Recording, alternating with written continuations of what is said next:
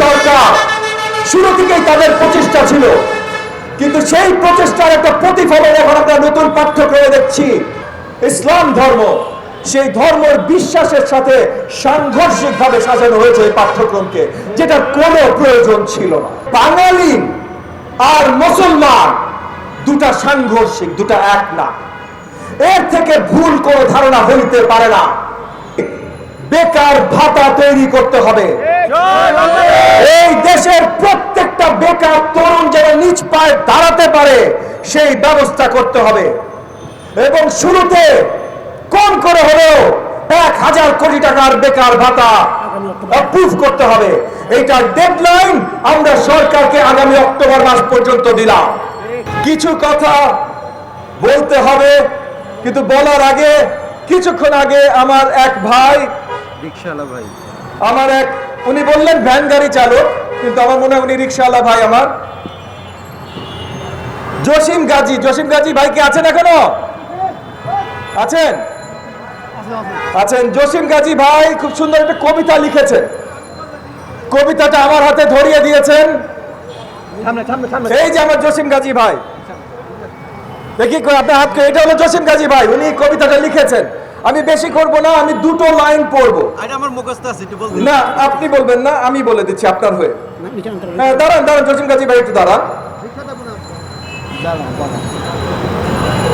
জসিম গাজী ভাই লিখেছেন, নবজাত শিশু মায়ের কোলে হাসে, আমাদের বিপদে শেখ হাসিনা সব সময় ছুটে আসে। নবজাত শিশু মায়ের কোলে হাসে, আমাদের বিপদে শেখ হাসিনা সব সময় ছুটে আসে। খুব সুন্দর করে উনি কবিতাটা লিখেছেন, এবং এই কবিতা লেখার জন্য আমি সবার কাছে অনুরোধ করব ওনাকে একটা হাততালি দিতে। আমি একই সাথে দুঃখ প্রকাশ করব যে যেই প্রাণ ভরা ভালোবাসা দিয়ে আমার জসিম গাজী ভাই কবিতাটা লিখেছেন, যার জন্য লিখেছেন, সে আজকে বাংলাদেশের মানুষকে বলে দুর্ভিক্ষের জন্য তৈরি হইতে। তার সরকার আমলে এই দেশের ব্যাংকের সবচেয়ে বড় লুটপাট হয়। আমরা আশেপাশে তাকাইলে দেখি সুন্দর মেট্রো রেল হয়েছে, আসলে সুন্দর মেট্রো রেল হয়েছে, সুন্দর পদ্মা সেতু হয়েছে, সবগুলো সুন্দর হয়েছে, কিন্তু 1 টাকার জিনিস 10 টাকায় হয়েছে, 9 টাকা বিদেশে উধাও হয়ে গেছে। এই 9 টাকা বিদেশে উধাও হওয়ার পর আজকে বাংলার জনগণ, বাংলাদেশের জনগণ আজকে দুর্ভিক্ষর সম্মুখীন।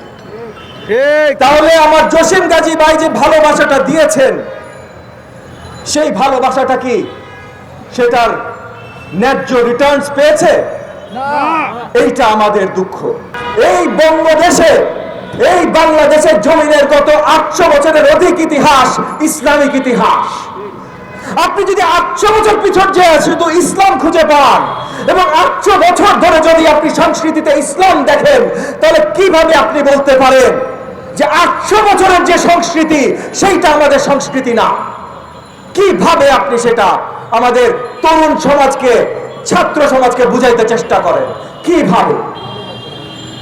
এই যে আওয়ামী লীগের যে সৃষ্টি, আওয়ামী মুসলিম লীগ, এই আওয়ামী মুসলিম লীগের যারা নেতারা ছিলেন, মহান বাংলার নেতা সাওয়ারওয়ার্দী সাহেব, আবুল হাশেম সাহেব, বঙ্গবন্ধু শেখ মুজিবুর রহমানের নেতা যারা ছিলেন, একটু ইতিহাসের পাতায় আমাদের ছাত্ররা জানে, একটু ইতিহাসের পাতা ঘাটলে দেখবেন তারা প্রথম সঠিক পরিচিতি দিয়েছিল বাঙালি মুসলমান জাতীয়তাবাদী মানে কি, এবং বাঙালি জাতীয়তাবাদী মানেই ছিল বাঙালি মুসলমান জাতীয়তাবাদী। এইটার বিরোধিতা করেছিল কলকাতা ভিত্তিক ভদ্রলোকরা, হিন্দু ভদ্রলোকরা, যারা বাঙালি হিন্দু জাতীয়তাবাদী সৃষ্টি করেছিল বাঙালি মুসলিম জাতীয়তাবাদীর বিরোধিতা করবার জন্য। এবং এই বাঙালি মুসলিম জাতীয়তাবাদীর তৈরি এইটার বেসিক ডেফিনিশন যারা দিয়েছেন সাওয়ারওয়ার্দী সাহেব, আবুল হাশেম সাহেব, তারা ছিলেন বঙ্গবন্ধু শেখ মুজিবুর রহমানের নেতা, তারা ছিলেন আসল আওয়ামী লীগের নেতা। তার মানে আওয়ামী লীগও এক সময় বাঙালি মুসলিম জাতীয়তাবাদীর কথা বলতো। আজকে কি ধরনের পোকা কেটেছে এই আওয়ামী লীগকে, যে ফাঁসিবাদ আওয়ামী লীগ আজকে আমাদের সংখ্যাগরিষ্ঠ মুসলমান জনগণের বিরুদ্ধে যে তারা নতুন ধরনের বাঙালি জাতীয়তাবাদ তৈরি করতে চেষ্টা করছে। জাতীয়তাবাদ ভাই এখন একটা, বাংলাদেশি জাতীয়তাবাদ। আমার দেশ, আমার মাটি, আমার প্রাণ, আমার মা বাংলাদেশ। যত ধরনের জাতীয়তাবাদীর কথা হবে বাংলাদেশি জাতীয়তাবাদীর কথা হবে, এর বাইরে কোনো কথা আমরা শুনতে চাই না। শিক্ষাক্রম, এই যে নতুন পাঠ্যক্রম, এইটার বদল আনতে হবে। এইটার বদল কিভাবে আনতে হবে? অতি শীঘ্রই এই দেশের বিশিষ্ট এক্সপার্টদের সাথে আমরা বসে বারবার এনডিএম জাতীয়তাবাদী গণতান্ত্রিক আন্দোলন যে কাজটা করে, আমরা শুধু রাজপথে সমস্যা নিয়ে কথা বলি না, আমরা রাজপথে যেমন সরব থাকি সমস্যা নিয়ে, তেমন একই সাথে আমরা সেই সমস্যার সমাধান বের করে জনগণের কাছে নিতে চেষ্টা করি। এই পাঠ্যক্রম বদলে কিভাবে আমরা সঠিক জায়গায় আসতে পারি, খুব অতি শীঘ্রই আপনাদের মিডিয়া ভাই বোনদের সামনে, ছাত্র যত সংগঠন আছেন তাদের সামনে, এবং এই দেশের সকল বিশ্ববিদ্যালয় এবং সুশীল সমাজ জনগণের সামনে আমরা নিয়ে আসবো কিভাবে নতুন পাঠ্যক্রম আমরা তৈরি করতে পারি, যেটা এই দেশের সংস্কৃতির সাথে কোনো ধরনের সাংঘর্ষিক হবে না, যেটা আমাদের প্রাণের ধর্ম ইসলাম ধর্মের সাথে কোনোভাবে সাংঘর্ষিক হবে না, এবং যেটা আমাদের সন্তানদেরকে বিশ্বের কম্পিটিশনে পিছিয়ে ফেলবে না। কারণ আমরা সংস্কৃতি এবং ধর্ম নিয়ে কথা বলছি, কিন্তু নতুন পাঠ্যক্রম আমাদের শিক্ষার্থীদের বিজ্ঞানে, অঙ্কে, যে কোনো প্রয়োজনীয় সাবজেক্টে পিছিয়ে দিচ্ছে, সেটা নিয়ে আমরা কথা বলছি না।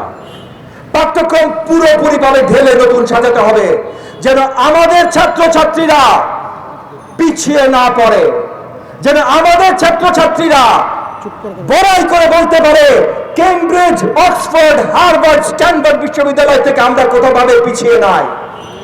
বাংলাদেশের শিক্ষা ফিনল্যান্ডের থেকে ফলো করতে হবে না, ফিনল্যান্ড, নরওয়ে বাংলাদেশের শিক্ষা ফলো করবে ইনশাআল্লাহ।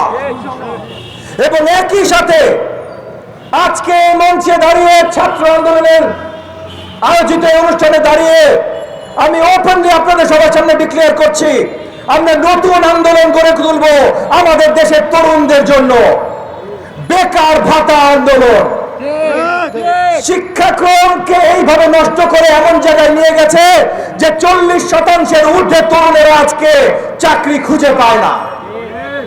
আমাদের দেশে যদি সবচেয়ে বড় মহামারী থাকে সেটা হলো বেকারত্বের মহামারী। এই বেকারত্বের মহামারী আগে নিধন করতে হবে, এবং এই বেকারত্ব মহামারী নিধন করার জন্য যেমন শিক্ষাক্রম ঠিক করতে হবে, একই সাথে আমরা আজকে থেকে আন্দোলনে নামছি যেন সামনের অর্থ বছর বাজেটে এইটার খাত তারা তৈরি করতে পারে। যদি তারা তৈরি করতে না পারে, আমরা জনগণের জন্য তৈরি করবো ইনশাআল্লাহ। আর যদি শিক্ষা খাতে তারা এইভাবে বাঁ হাত দিয়ে নষ্ট করে, আমাদের তরুণদের ভবিষ্যৎ নষ্ট করে, দেশ ও জাতির ভবিষ্যৎ নষ্ট করে, তাহলে আন্দোলন কাকে বলে আওয়ামী লীগ এখনো দেখে না। আসল আন্দোলন আমরা তখন সৃষ্টি করব। নির্বাচন নিয়ে আমরা আন্দোলন করেছি, ঠিক আছে, অনেক জয় আমরা পেয়েছি, কিন্তু আসল জয় আমরা পাই নাই, ওখানে পরাজিত হয়েছি।